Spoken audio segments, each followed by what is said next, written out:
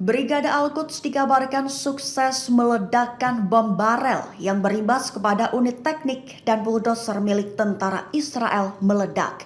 Diketahui lokasi terjadinya ledakan di kawasan Abasan Al-Kabira, sebelah timur Khan Yunis pada Jumat 23 Februari kemarin.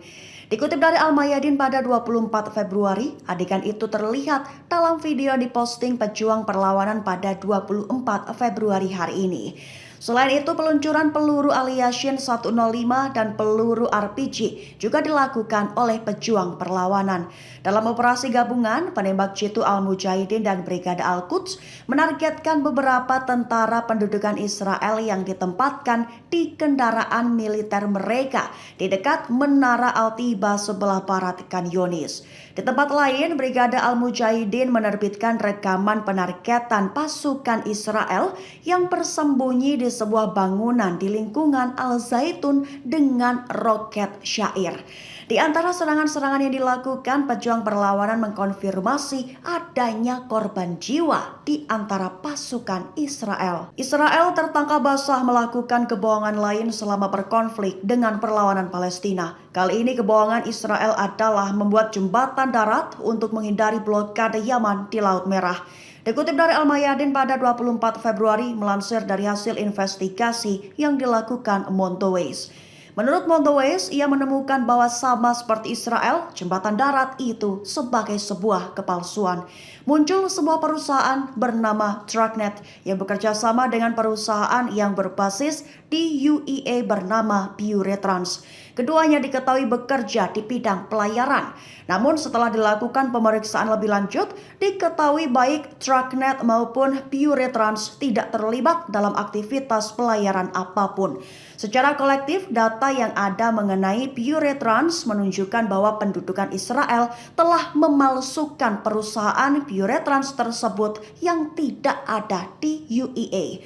Serta pada saat yang sama membangun narasi yang berakar pada informasi yang sengaja menyesatkan.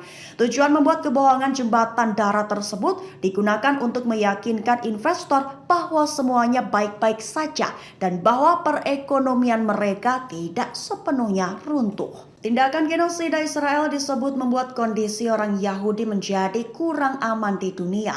Tindakan peperangan dengan Hamas kali ini disebut berbeda dengan kejadian Nakbah pada tahun 1948 silam.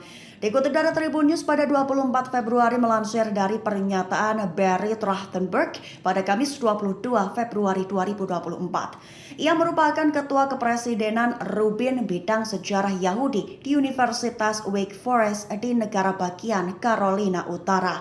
Barry menyatakan bahwa tindakan Israel berperang melawan Hamas kali ini merupakan tindakan memenuhi ambang batas genosida.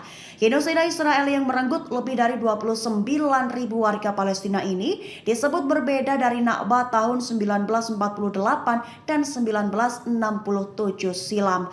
Sehingga pendekatan Israel sejak tahun tersebut bahkan hingga saat ini tidak membuat orang Yahudi lebih aman di dunia, bahkan berimbas dan membuat situasi kondisi orang Yahudi menjadi kurang aman dari pandangan dunia.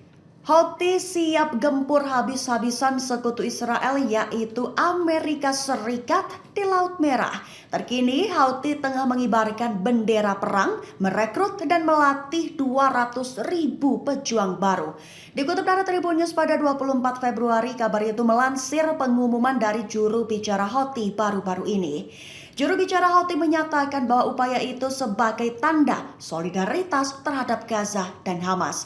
Sebanyak 200.000 pejuang baru telah direkrut dan dilatih sejak Houthi memulai aksi mendukung Palestina. Dikabarkan bahwa rekrutan itu dilakukan Houthi untuk menekan Perdana Menteri Israel Benjamin Netanyahu agar menarik pasukan dan menghentikan serangan di Gaza.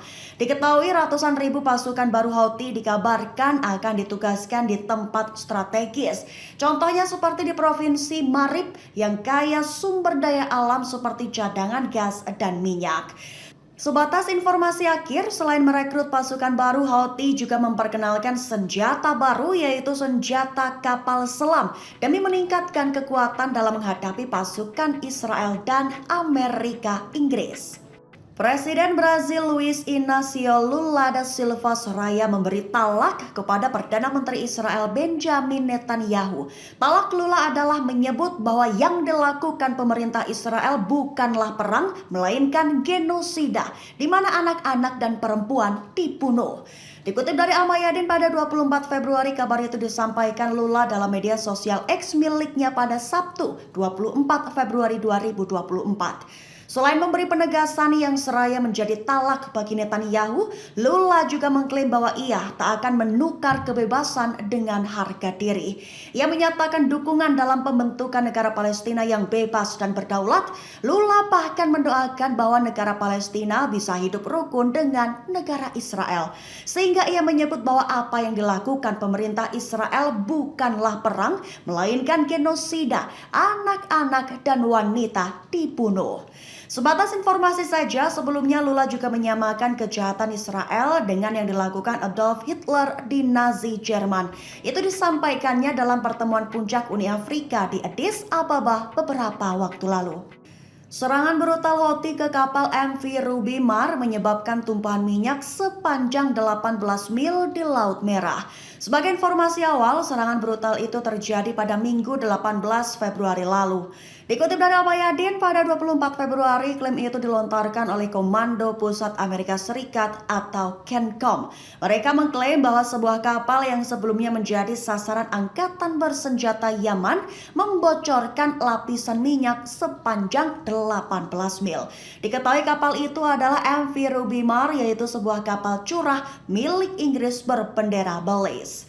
Dalam pernyataannya, serangan Houthi disebut tidak beralasan dan sembrono yang menyebabkan kerusakan signifikan pada kapal, menyebabkan tumpahan minyak sepanjang 18 mil. Padahal MV Ruby Mar sedang mengangkut lebih dari 41.000 ton pupuk ketika diserang.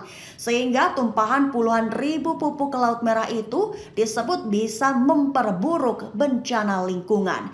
Disebut oleh CENTCOM bahwa Houthi terus menunjukkan ketidakpedulian terhadap dampak regional dari serangan mereka yang tidak pandang bulu, mengancam industri perikanan, masyarakat pesisir, dan impor pasokan makanan.